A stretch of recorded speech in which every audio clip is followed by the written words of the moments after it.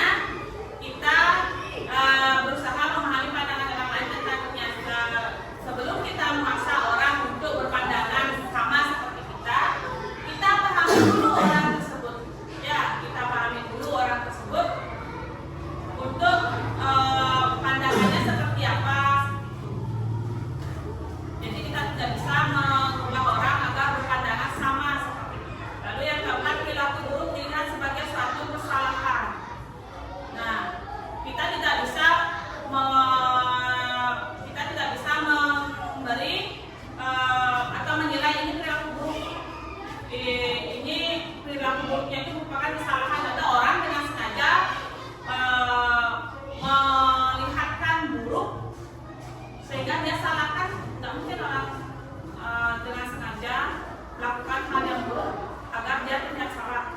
Karena sebenarnya yang terjadi, setiap apapun yang dilakukan itu memiliki tujuan.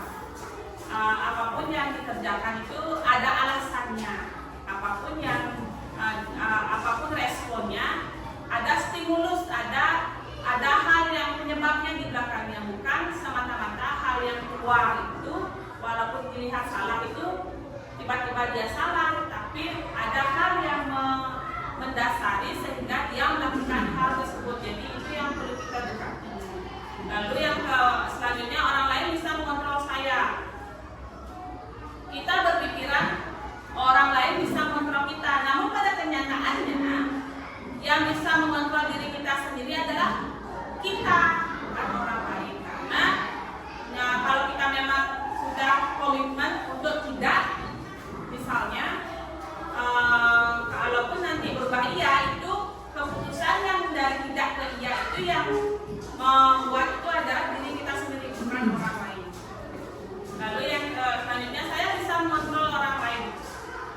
Pada nyatanya tidak ada yang bisa mengontrol orang lain, karena seperti yang sudah saya jelaskan tadi, kita hanya bisa dikontrol oleh diri kita sendiri, tidak bisa dikontrol oleh orang lain.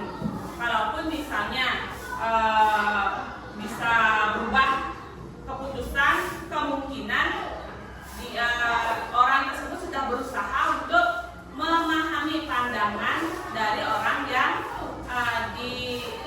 dikontrol atau dirasa dikontrol, padahal ternyata dia sudah paham, jadinya bisa saling memahami seperti itu.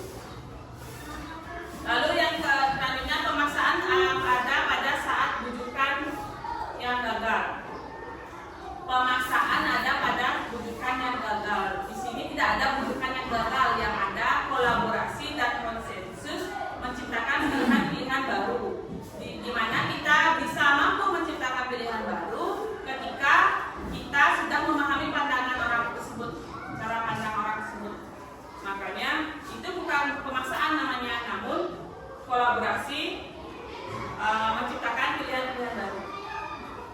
Lalu yang terakhir, model berpikir menang atau kalah. Nah, kita berpikir, oh dia mengikuti kita menang, atau dia tidak bisa mengikuti kita yang kalah, dia yang menang. Tapi kenyataannya itu tidak, model pemikiran itu salah. Tidak ada model berpikir menang atau menang salah. Yang benar model berpikir menang. Karena apa? Semua merasa menang karena merasa semua dipelajari, dihormati, dihargai, seperti itu. Ya, jadi dengan kita berusaha memahami pandangan orang lain, sehingga kita bisa menyadari kita tidak bisa mengontrol orang lain. Yang bisa mengontrol orang itu hanya dirinya sendiri. Maka terciptalah kolaborasi, konsensus menciptakan pilihan-pilihan baru, sehingga model berpikirnya itu menang, ya, tidak ada berpikir menang kalah, salah. Lalu yang berikutnya, kelima, kebutuhan dasar manusia. Di sini konsep 5 kebutuhan dasar manusia tidak hanya berlaku bagi anak-anak atau murid. Ini juga berlaku bagi orang dewasa. Jadi bagi guru juga berlaku tentang 5 kebutuhan dasar manusia. Mungkin teman-teman dari judulnya 5 kebutuhan dasar manusia, ada yang bisa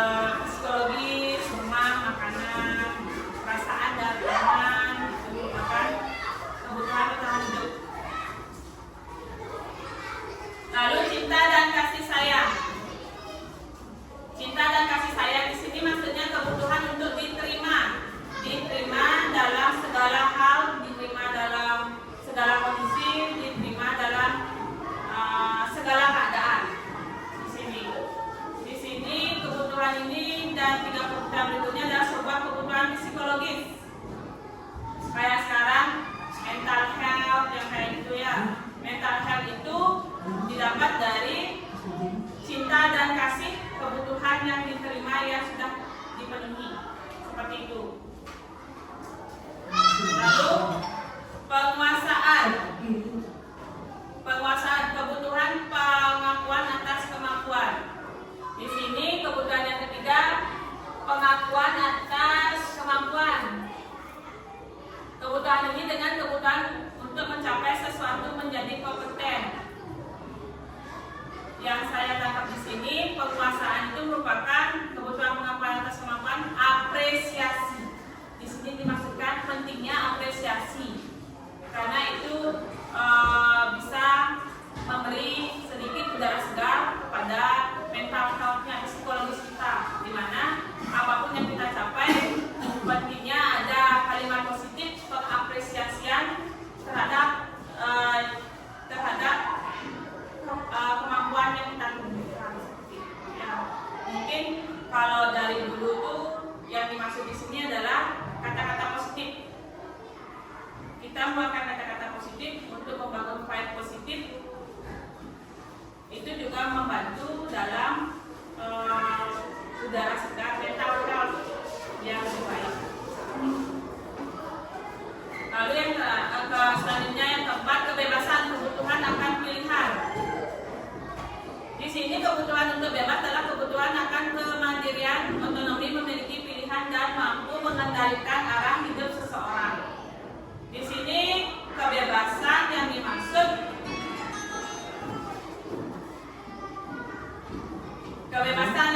di sini adalah kebebasan dalam menentukan diri sendiri. Kembali ke stimulus respon tadi, tidak ada yang mampu mengontrol kita, yang mampu bisa mengontrol kita adalah diri kita sendiri. Nah, itulah merupakan kebebasan kebutuhan akan pilihan. Ya. Lalu yang kelima, kesenangan, kebutuhan untuk merasa senang. Nah, kebutuhan untuk mencari kesenangan di sini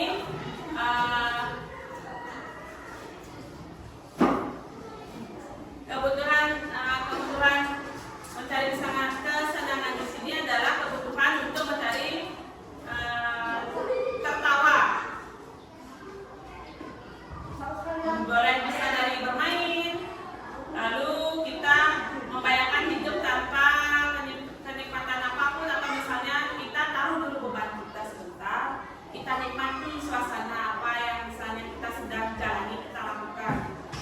Di sana kita melakukan kesenangan, kebutuhan untuk rasa senang. Atau misalnya sekarang di sini saya maksud kesenangan itu dalam me time. Me time itu waktu untuk diri sendiri. Bisa jangan mungkin hal yang sepele dengan tidak memikirkan tugas, taruh dulu bebannya, scroll TikTok, scroll Instagram tanpa membayangkan TikTok ataupun media sosial yang lain itu merupakan misi untuk menyelesaikan tugas.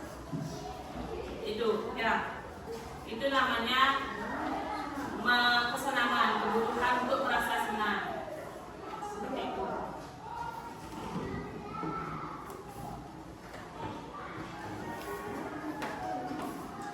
Lanjut ke 3, motivasi perilaku manusia.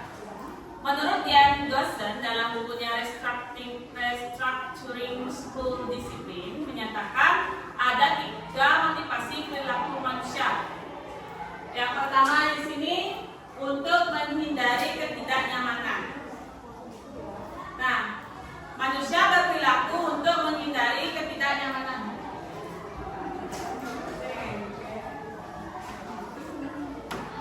Lalu yang kedua, manusia bertindak untuk mendapatkan imbalan atau penghargaan dari orang lain. Lalu yang ketiga, manusia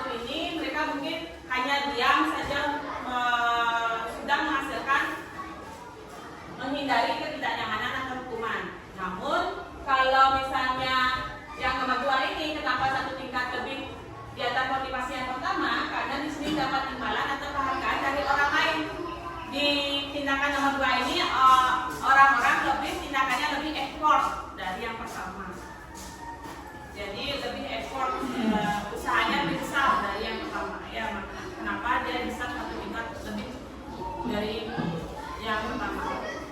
Yang ketiga, untuk menjadi orang-orang yang mereka inginkan, menghargai diri sendiri dengan nilai-nilai yang mereka percaya. Di sini merupakan memiliki disiplin positif. Karena motivasi berperilakunya bersifat internal bukan eksternal. Nah, maksudnya di sini tindakan yang nomor 3 ini untuk menjadi orang yang mereka inginkan. Oh, saya berkomitmen menjadi orang yang disiplin. Misalnya seperti itu. Di sini, kenapa kamu memilih untuk menjadi orang yang disiplin? Karena saya agar memiliki jiwa yang sehat. Itu misalnya. Karena kenapa kalian memilih jiwa yang sehat? Karena saya menghargai diri saya sendiri. Saya harus merawat diri saya sendiri, sehingga dengan menghargai diri saya sendiri, saya mampu untuk menghargai orang lain. Seperti itu. Jadi itu sudah motivasi dari internal, ya, berperilaku bersifat internal. Sekarang kita ke materi selanjutnya, hukum, konsekuensi, dan restitusi. Hukuman, konsekuensi, dan restitusi.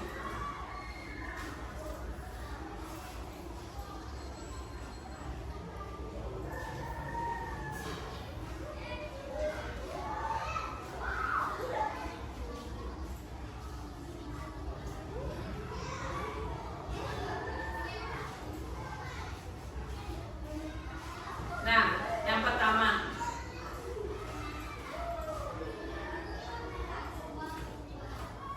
hukuman.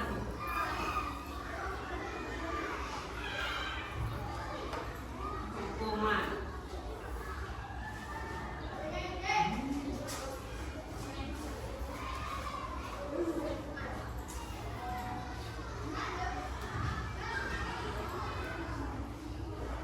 Nah, hukuman. Hukuman tersebut merupakan tindakan yang kita berikan terhadap sesuatu hal yang menyimpang. Namun, itu dikatakan hukuman apabila tindakan yang kita ambil tidak ada sangkut pautnya terhadap perilaku menyimpang yang dilakukan oleh murid. Contoh, murid datang terlambat, lalu kita beri hukuman. Membersihkan toilet. Nah, itu merupakan jenis hukuman karena tidak ada korelasinya antara membersihkan toilet dengan datang terlambat, seperti itu. Lalu konsekuensi.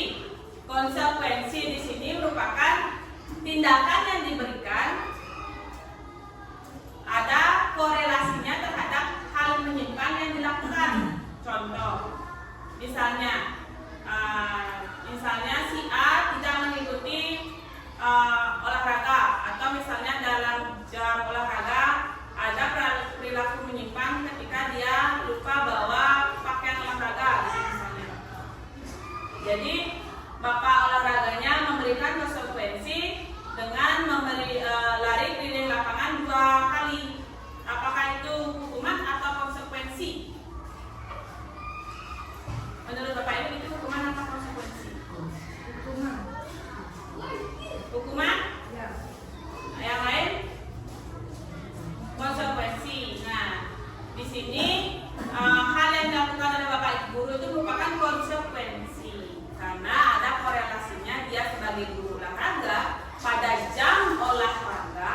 Nah, dia melakukan tindakan karena dia tidak pakai baju olahraga, hasilnya dia diberikan tindakan untuk mengelilingi lapangan. Ada korelasinya, ada hubungannya dari setiap tindakan tersebut. Karena dia guru olahraga di jam olahraga dan memberikan tindakan olahraga, itu konsekuensi. Yang hukuman itu apabila di antara kegiatan dan hal yang menyimpang itu tidak ada korelasinya, itu baru hukuman, ya. Nah, sekarang restitusi.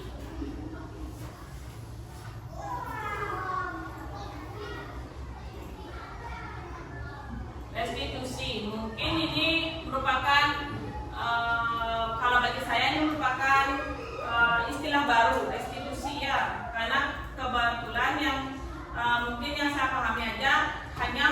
hukuman dan konsekuensi yang saya tahu ternyata di sini sebenarnya ada restitusi.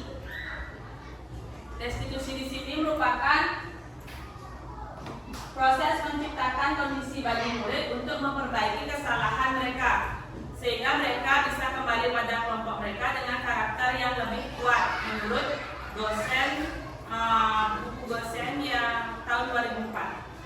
Restitusi sini juga merupakan proses kolaborasi yang mengajarkan murid untuk mencari solusi untuk masalah mereka. Di sini dimaksudkan mengapa murid bisa mencari solusi untuk masalah mereka, karena murid melakukan kesalahan atau mendapatkan masalah atas dasar kesadaran dia sendiri yang menyebabkan dia terdapat masalah. Jadi di sini membantu murid berpikir tentang orang seperti apa yang mereka inginkan dan bagaimana mereka harus memperlakukan orang lain. Itu konsekuensi. Restitusi, maaf, itu restitusi. Di sini ada identitas dari hukuman. Kalau misalnya kita memberikan hukuman, hal-hal yang tidak ada korelasinya, tindakan yang tidak ada korelasinya dengan hal yang menyimpang tersebut, tidak ada hubungannya, itu merupakan identitas gagal. Kenapa bisa dibilang identitas gagal? Karena itu bisa membuat sesuatu yang menyakitkan hati, tidak nyaman, atau bahkan kalau yang paling fatal bisa mengakibatkan rasa trauma terhadap murid, trauma terhadap guru tersebut, karena dia merasa menjadi korban atas ketidakadilan seperti itu, sehingga murid merasa akan tersakiti. Sedangkan identitas sukses di sini ketika ada korelasinya, sehingga ternyata apa yang kita lakukan diberi tindakan yang ada hubungannya, di sini akan terdapat identitas sukses. Dimana kalau konsekuensi memang sesuatu harus terjadi. Jadi misalnya konsekuensi kita dengan sadar makan yang banyak, lalu mengukur berat badan kita menjadi lebih berat, itu namanya konsekuensi sesuatu yang harus terjadi. Karena tindakan kita yang memang dengan sadar melakukan hal tersebut, jadi konsekuensinya sesuatu yang sudah terjadi. Terus tidak nyaman untuk murid dalam jangka waktu pendek. Mungkin dalam hal ketika kita memberikan sesuatu tindakan tersebut, anak itu merasa tidak nyaman dengan kita. Namun setelah dia selesai melakukan tindakan tersebut, dia sudah seperti biasa. Karena apa? Karena dia tahu atau dengan sadar melakukan kesalahan tersebut. Jadi sebenarnya ketika dia melakukan kesalahan itu pun dia sudah bisa membayangkan apa efek yang akan dia dapatkan, sehingga mungkin ketika efek yang dia rasakan itu dia dapatkan, dia merasa kesal sejenak, namun hal itu menjadi biasa lagi karena itu sudah berlalu. Sedangkan restitusi di sini merupakan pilihan. Dia dengan sadar melakukan kesalahan, dia bisa mencari solusi dari kesalahan yang dia buat.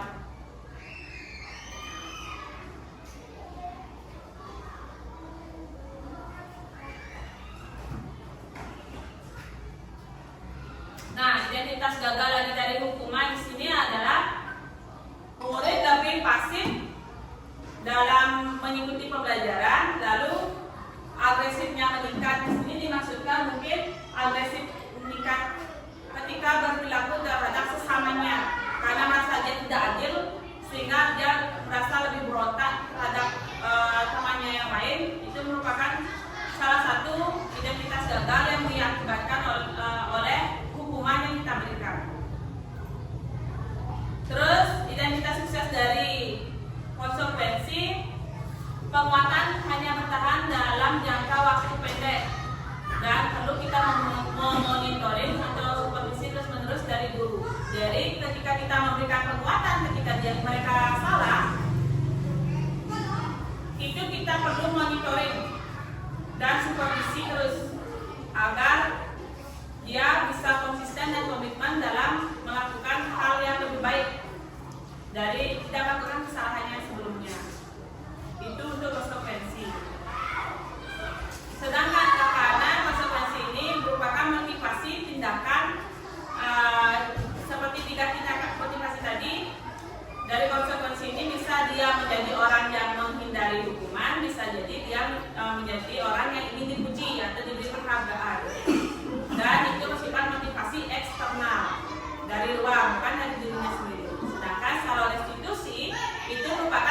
yang ketiga, itu tindakan yang ditunjukkan oleh anak atau murid karena dia memang merasa menghargai dirinya sendiri dan itu merupakan motivasi internal yang keluar dari dirinya. Sehingga efek dari restitusi tersebut lebih lama, lebih panjang daripada efek konsekuensi.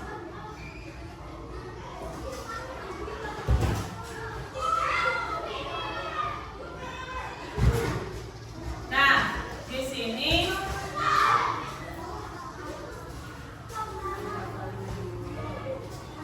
dihukum oleh penghargaan.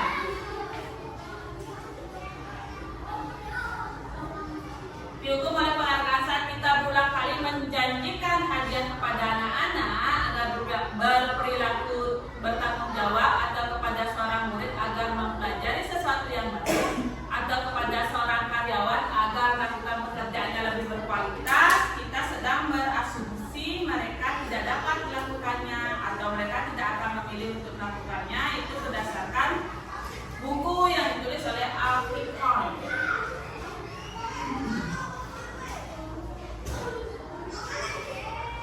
Di sini Alpicon dalam bukunya Punish by Reward pada tahun 1993 mengemukakan baik penghargaan maupun hukuman adalah cara-cara mengontrol perilaku seseorang yang menghancurkan potensi untuk pembelajaran yang sesungguhnya, di mana di sini maksudkan pentingnya motivasi internal terlebih dahulu sebelum kita memberikan tindakan yang berdasarkan dari motivasi eksternal, karena ketika motivasi eksternal itu sifatnya lebih pendek jangka waktunya daripada motivasi internal tersebut.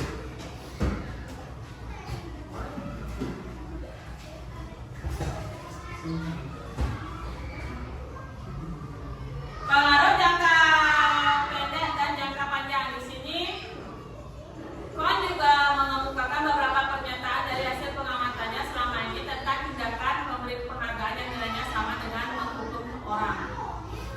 Kita memberi penghargaan, tapi kita sebenarnya menghukum orang tersebut. Itu maksudkan oleh Kohn. Ya, di sini pengaruh jangka pendek dan jangka panjang terhadap penghargaan yang diberikan. Yang pertama, penghargaan efektif jika kita menginginkan seseorang melakukan sesuatu yang kita inginkan dalam jangka waktu pendek. Misalnya, dalam liburan sekolah, biasanya anak-anak kita tuh susah belajar. Kenapa? Karena mungkin dia merasa liburan, jadi saya perlu waktu untuk diri saya sendiri seperti itu. Namun di sana kita inginkan dalam liburan tersebut kita menginginkan anak kita agar menghasilkan sesuatu. Jadi di sana bisa lakukan memberikan penghargaan untuk agar anak kita bisa menghasilkan sesuatu pada musim liburan tersebut. Itu efektif. Namun kalau misalnya lebih jangka panjang daripada itu susah, itu ya maksudnya. Lalu yang berikutnya, jika kita menggunakan penghargaan lagi dan lagi, maka orang tersebut akan bergantung pada penghargaan. Tidak ada motivasi internalnya, dia tidak menghargai dirinya sendiri, yang ada hanya motivasi eksternalnya saja.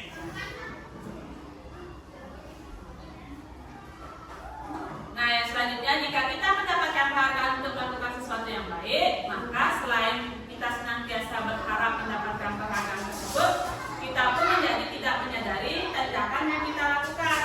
Jadi dia hanya melakukan tindakan asal melakukan tindakan, tidak ada hal yang diterima dari, atau misalnya tidak ada hal yang bisa dipetik dari tindakan tersebut, sehingga itu hanya berlalu saja dan tidak menyadari tindakan yang dilakukan. Lalu penghargaan tidak efektif. Dari mana penghargaan tidak efektif? Karena suatu penghargaan adalah suatu benda atau peristiwa yang diinginkan dibuat dengan persyaratan. Nah, jika Anda lakukan hal ini, maka Anda akan mendapatkan penghargaan yang diinginkan. Jadi sekali lagi, Motivasi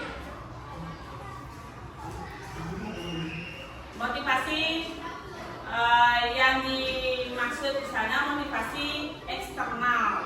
Lagi-lagi kalau itu hanya keluar dari luar, motivasi tersebut hanya akan bersifat jangka pendek. Apalagi penghargaan itu akan jika kita memberikan seseorang penghargaan, lakukan sesuatu, maka kita akan terus menerus memberikan penghargaan itu jika kita ingin orang tersebut meneruskan perilaku yang kita inginkan. Jadi perilakunya tersebut tidak berdasarkan dari internal dalam diri, jadi dia tidak akan menghargai dirinya sendiri dalam melakukan suatu tindakan.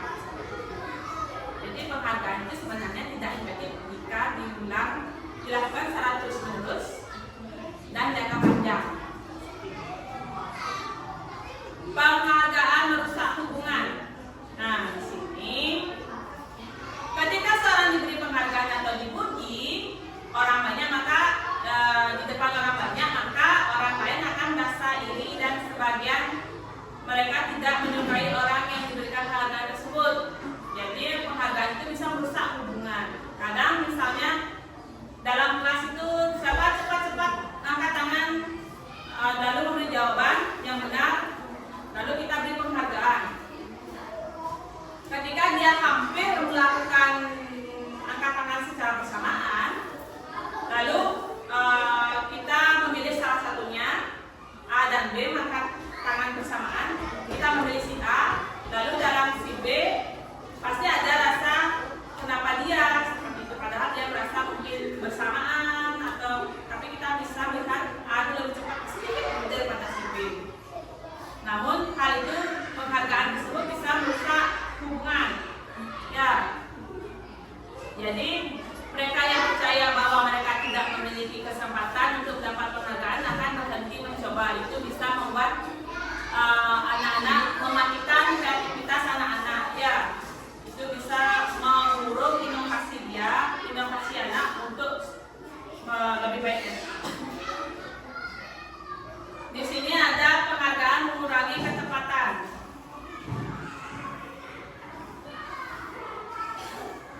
Dalam sebuah percobaan, pada riset pertama, dalam sebuah percobaan kelompok anak laki-laki berusia sekitar 9 tahun diminta untuk melihat gambar-gambar wajah yang ditampilkan di layar. Mereka harus memberitahu jika wajah-wajah tersebut sama atau berbeda. Nah, gambar-gambar tersebut hampir sama, dan beberapa dari mereka diberi penghargaan dalam bentuk uang dan pada saat mereka memberikan jawaban benar, sementara sebagian yang lain tidak, maka hasilnya anak laki-laki yang dibayar membuat lebih banyak kesalahan. Karena penghargaan mengurangi ketepatan.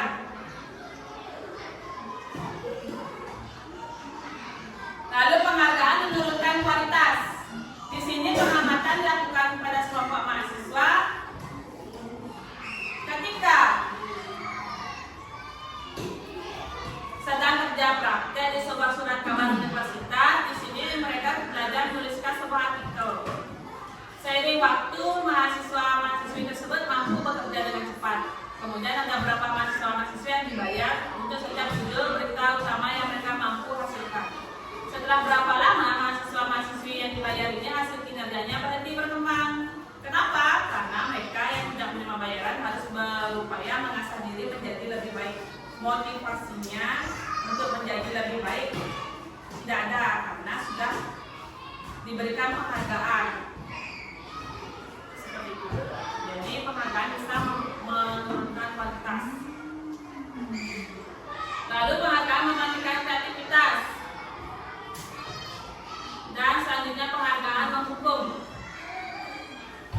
Penghargaan mematikan kreativitas mungkin sama seperti kegiatan penghargaan menurunkan kualitas, karena dengan turunnya kualitas kelamaan jika itu terus dilakukan secara berkepanjangan bisa mematikan kreativitas dari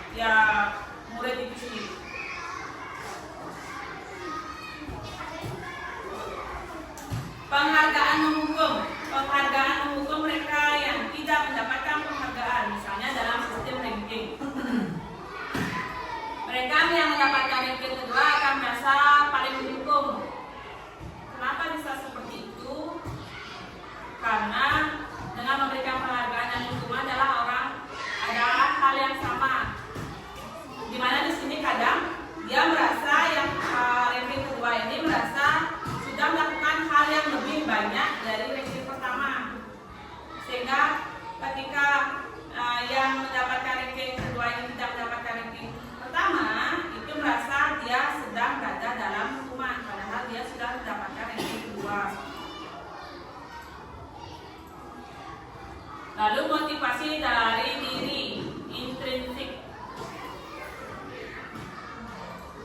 Nah, seseorang anak belajar untuk pertama kalinya menggabungkan huruf-huruf dan kata-kata, serta menyadari bahwa ia dapat membaca simbol pijat di matanya dan sebuah senyuman di wajahnya. Anak tersebut begitu gembira bahwa ia telah mempelajari dan menguasai suatu keterampilan baru, sehingga kesadaran akan kemampuan bahwa dia sudah dapat membaca sesungguhnya sudah merupakan sebuah penghargaan. Di sini kita memberikan penghargaan kepada seorang anak pada saat dia sedang merasa bangga dengan pencapaiannya sendiri. Itu merupakan motivasi dari dalam diri dia.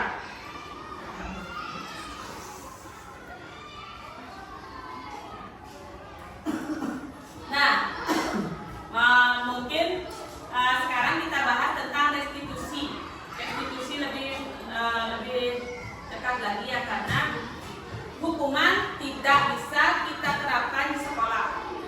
Yang kita bisa terapkan di sekolah adalah konsekuensi dan restitusi. Namun saya yakin teman-teman tidak pernah akan melakukan hukuman kepada anak-anak.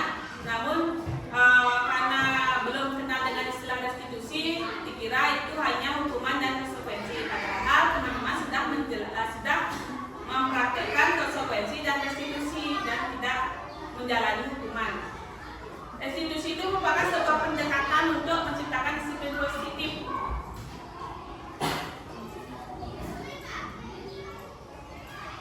Di sini sebuah cara menanamkan disiplin positif pada murid bisa melalui restitusi, di mana restitusi itu adalah proses menciptakan kondisi bagi murid untuk memperbaiki kesalahan mereka sehingga mereka bisa kembali pada kelompok mereka dengan karakter yang lebih kuat.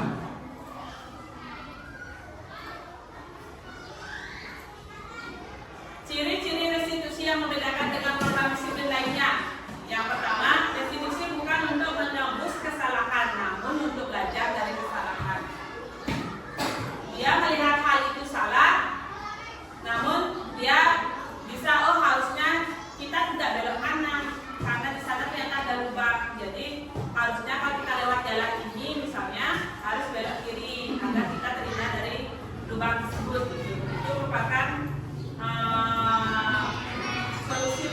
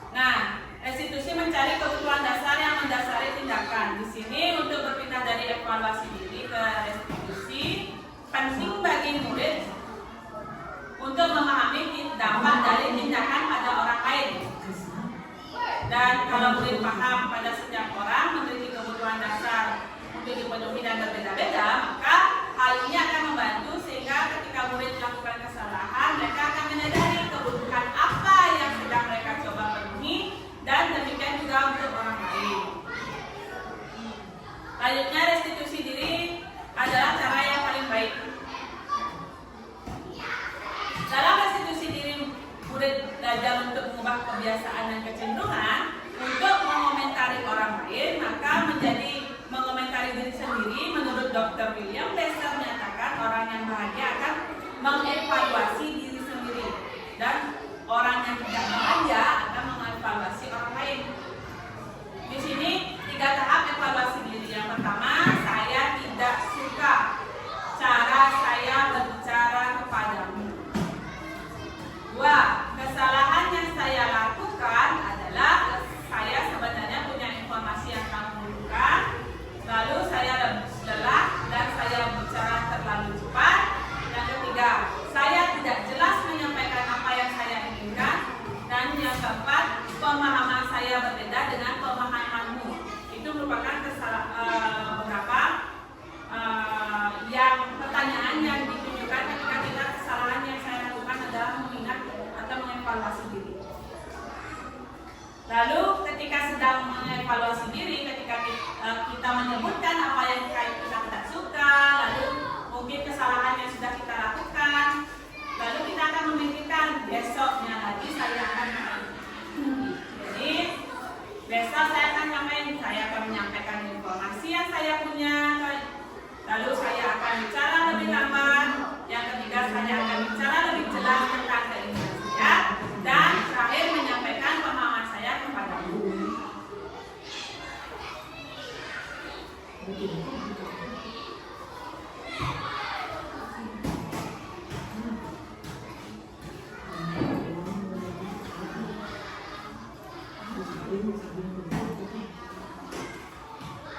Di sini yang selanjutnya, restitusi fokus pada karakter bukan tindakan. Dalam proses restitusi diri ini, maka murid akan menyadari dia sedang menjadi orang yang seperti apa. Jadi dia lebih mengenal karakternya dia, bukan tindakan yang dia ambil. Dia lebih fokus pada kita menjadi orang yang lebih disiplin gitu misalnya. Jadi kita akan memperbaiki hal-hal yang ketidakdisiplinan kita seperti itu. Lalu restitusi menguatkan.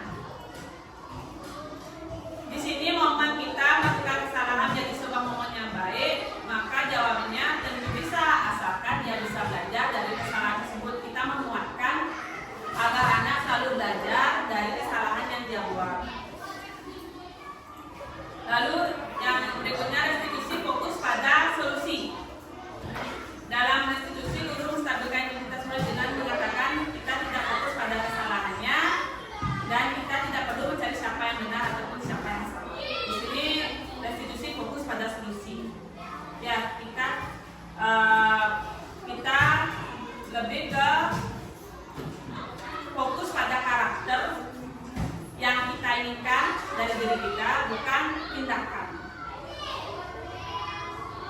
Terus yang terakhir, restitusi mengembalikan murid yang berbuat salah kepada kelompoknya. Di sini kalau mari kita lihat paket pendidikan kita, mungkin itu pembahasan restitusi. Jadi untuk pemahamannya, tindakan restitusi yang sudah saya lakukan di sekolah bisa teman-teman dilihat di sini ya.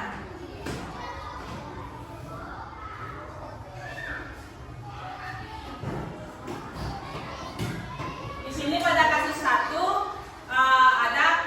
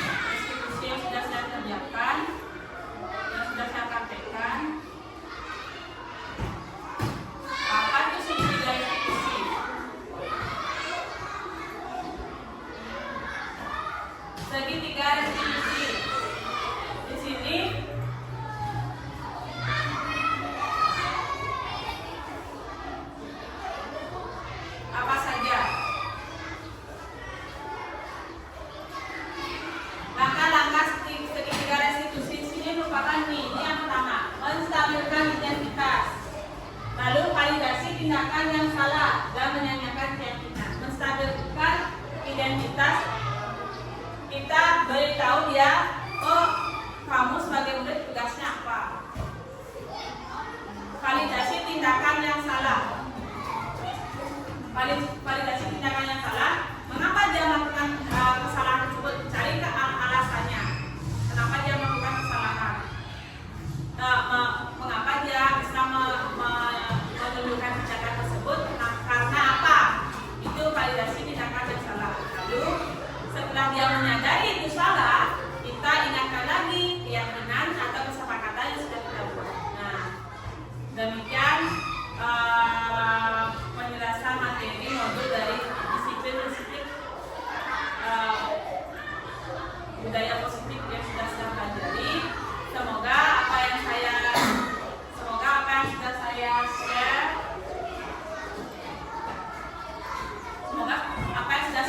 dengan teman-teman bisa memberikan beberapa pengetahuan baru ataupun bisa memberikan pemahaman baru dan miskonsepsi yang mungkin awalnya relate dengan apa yang sudah teman-teman kerjakan atau teman-teman alami setiap harinya di rumah kita di sekolah, jadi menjadi tidak miskonsepsi lagi seperti itu.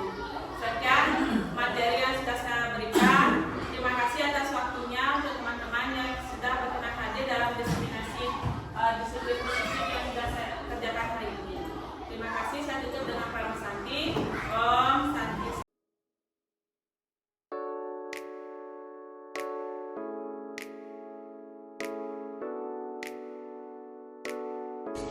Sini Bayu, selamat pagi. Silakan duduk. Bayu tahu kenapa Ibu manggil Bayu ke sini?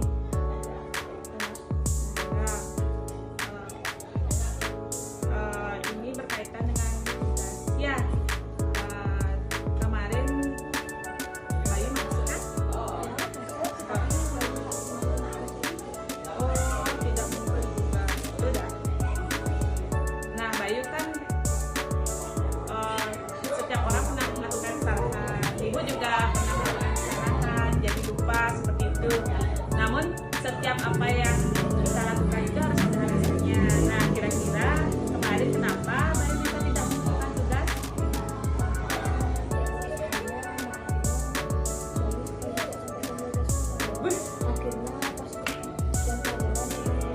Oh gitu. Terus Bayu masih ingat keyakinan kita? Masih. Kalau masih ingat, kira-kira apa yang Bayu lakukan yang sesuai dengan keyakinan kita? Selalu bertanggung jawab, Mas Bali. Nah, kalau kamu tahu, lalu kamu punya solusi nggak dengan masalah yang kamu tadi?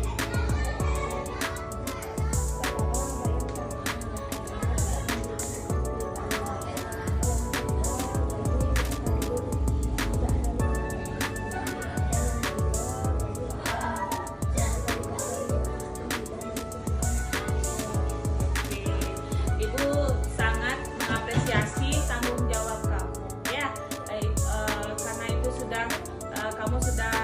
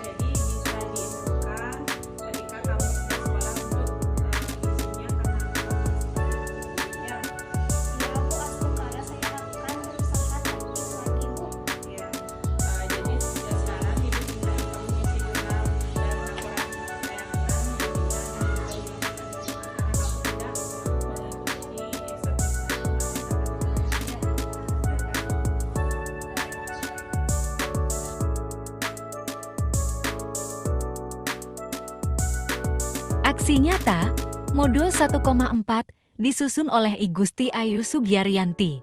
Latar belakang, membangun budaya positif harus dimulai dari diri sendiri dan lingkungan sekitar.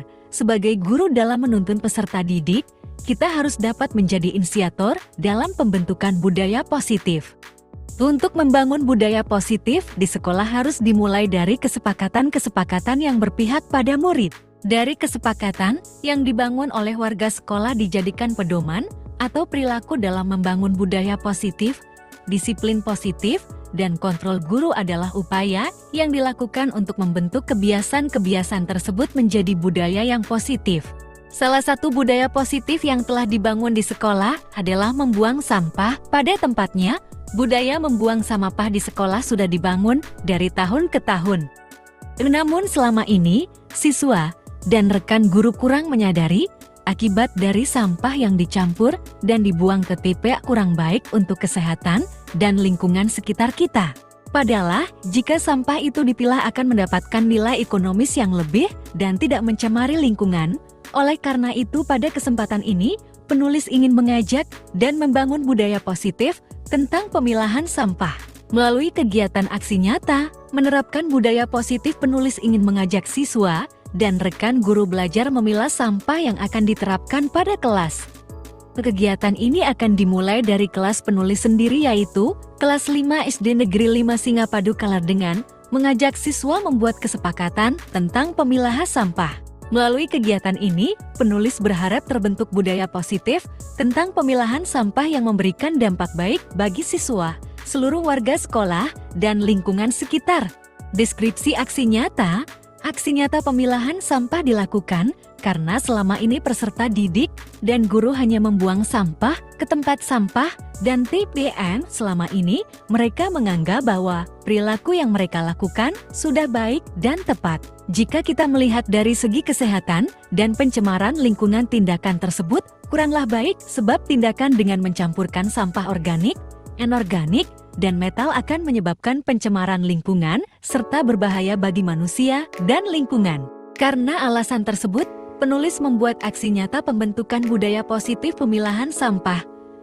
Aksi nyata dalam pembentukan budaya positif memilah sampah dilakukan dalam beberapa tahapan, diantaranya persiapan, pelaksanaan, monitoring, dan evaluasi. Tahap persiapan. Pada tahap persiapan, kegiatan yang dilakukan adalah menyampaikan kepada rekan guru dan siswa tentang rencana pembentukan budaya positif memilah sampah. Membuat kesepakatan bersama siswa di kelas tentang kebersihan dan memilah sampah yang dilakukan pada pagi hari dan siang hari sebelum siswa pulang.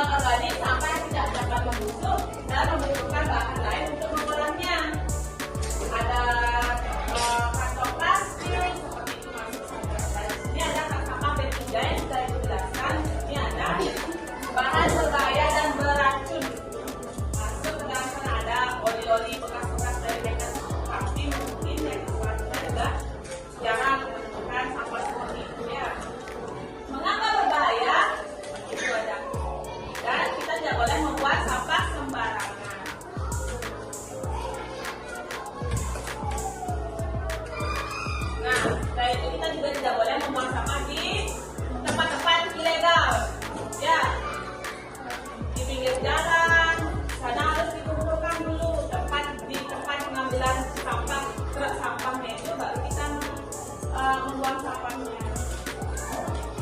Karena sampah itu dapat merusak air dalam tanah.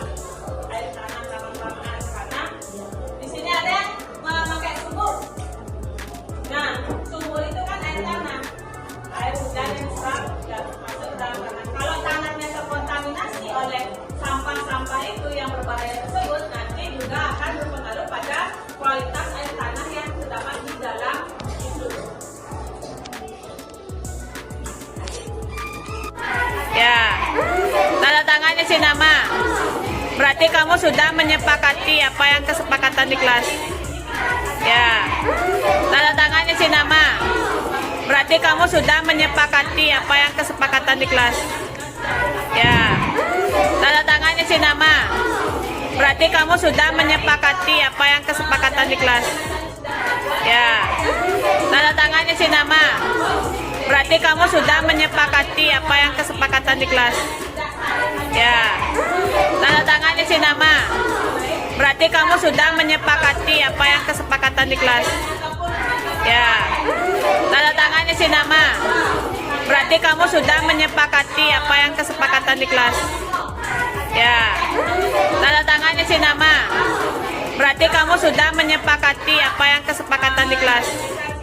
Ya, tanda tangannya si nama.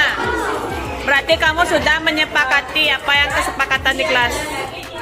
Ya, tanda tangannya si nama. Berarti kamu sudah menyepakati apa yang kesepakatan di kelas. Ya, tanda tangannya si nama.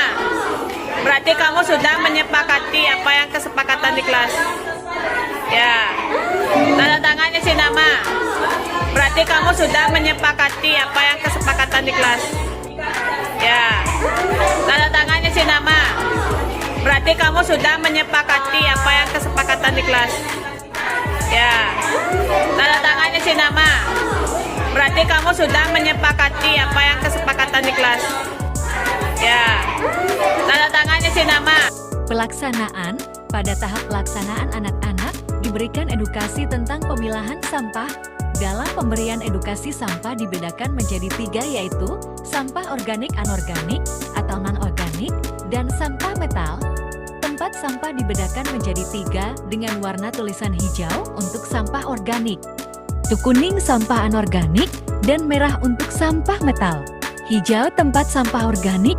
Untuk tempat sampah yang berwarna hijau, artinya hanya sampah-sampah organik yang dapat dibuang ke tempat tersebut.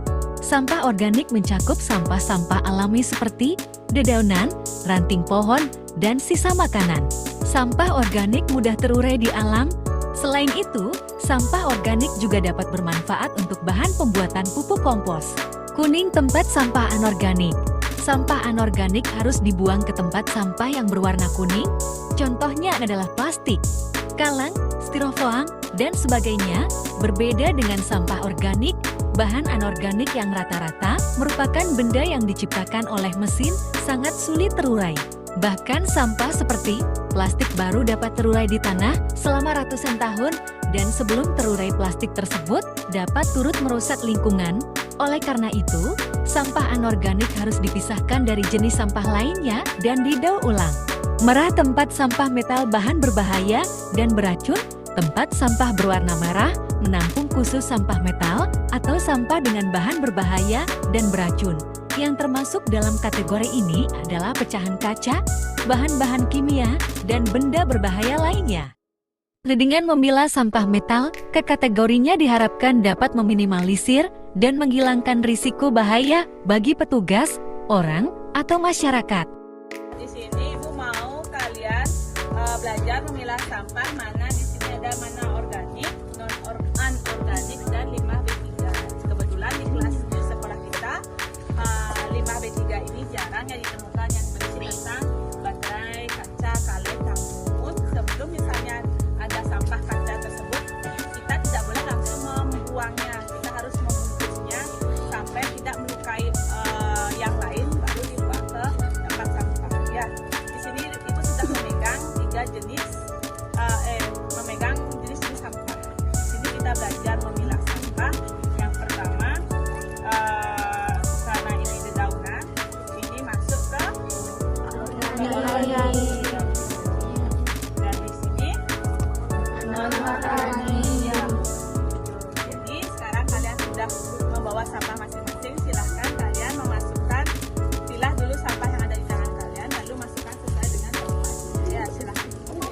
Satu-satu ya, satu-satu.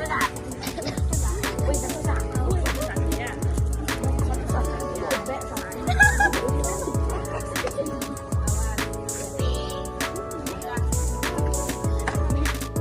Foto 3 memberikan edukasi tentang pemilahan sampah.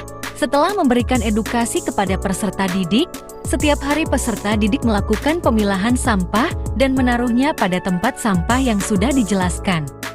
Dalam pelaksanaannya, guru berperan sebagai teladan dan melakukan monitoring untuk memastikan pembentukan budaya positif memilah sampah berjalan baik.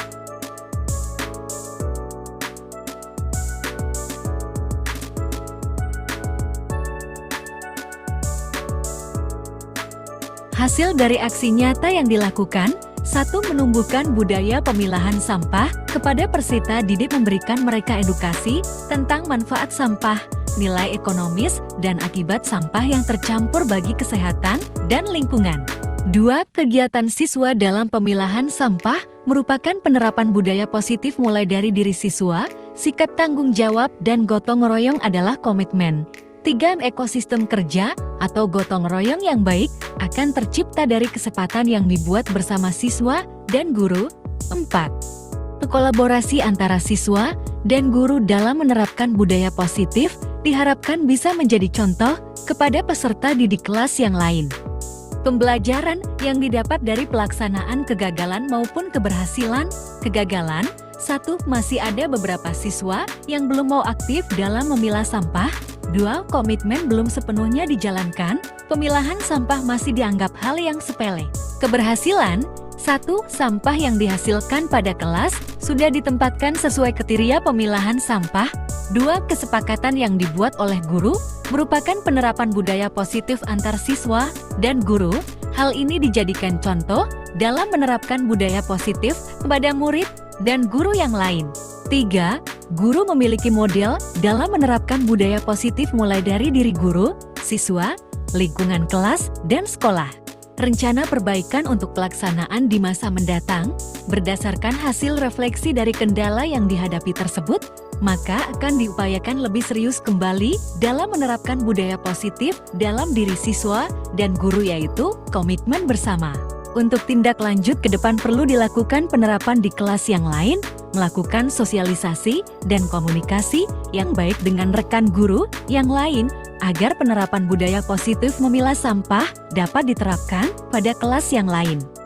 Bekerja sama dengan organisasi atau komunitas yang berkaitan dengan sampah terkait penyaluran pembuangan sampah, pembuatan pupuk kompos, kerajinan, dan nilai ekonomis yang lainnya. Refleksi teman sejawat.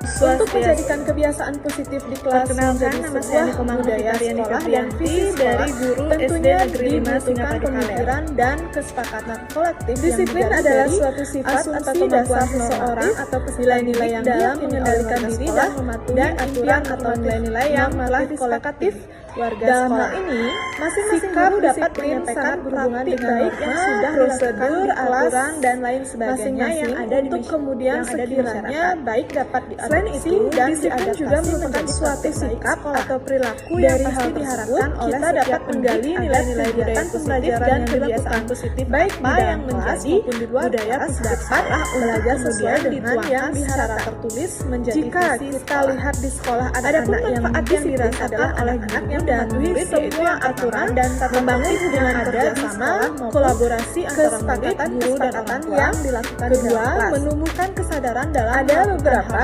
penerapan disiplin yang sering kita murid terbiasa dengan pola hidupnya disiplin. Keempat, dengan waktu, disiplin kepercayaan, aturan, diri dan tanggung jawab, dan kelima, membangun menjaga atau merawat lingkungan sekolah, mengembangkan kegotong royongan dan kerjasama antara murid, guru dan orang sekolah. Keenam, menunjukkan PR dan lain sebagainya. Semua aturan tentang disiplin. Ketujuh, membangun hubungan sosial yang bagus hal baik warga sekolah belum tentu baik bagi menumbuhkan rasa aman dan nyaman, serta yang terakhir menumbuhkan kesadaran dari diri murid terhadap dari guru SD Negeri 5 Siabarjaya. Terima kasih. Disiplin adalah suatu sifat atau kemampuan seseorang atau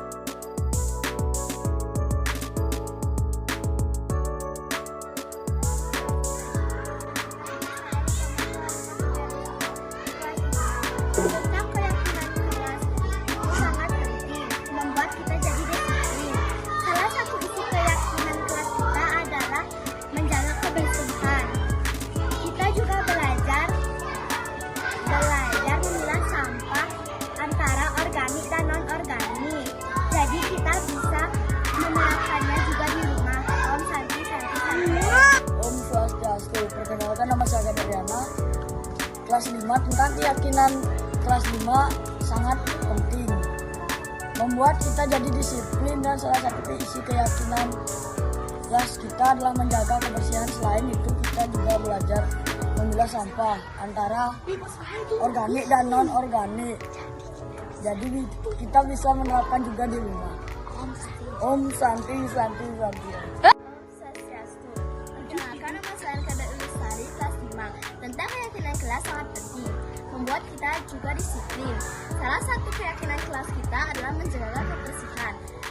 Dan selain itu, kita juga belajar memilah sampah antara organik dan non-organik. Jadi kita bisa menerapkan juga di rumah.